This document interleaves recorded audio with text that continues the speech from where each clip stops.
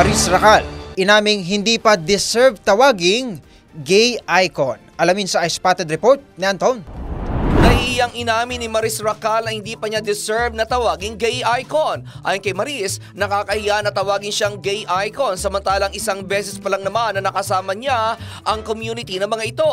Ito'y matapos na mag-perform ang aktres sa isang bar na dinadagsa ng mga miyembro ng LGBT kung saan dito mapapanood ang mga drag show at mga impersonators. Ayon kay Maris, pangarap niya na makapag-perform sa O-Bar dahil alam niya daw na full production ang napapanood dito. Sinay pa ni Maris na noong Pride Month ay talaga nag-isip siya kung paano siya makapagbibigay ng regalo sa LGBT community sa pamamagitan ng pagpe-perform kahit walang bayad. Ayon pa rin kay Maris, sobrang saya niya kapag nasa community siya ng LGBT dahil napaka-welcoming umano ng mga ito at tanggap kung ano man ang iyong ugali, outspoken ka man, mahiyain o kung ano pa man ay welcome na welcome sa mga ito.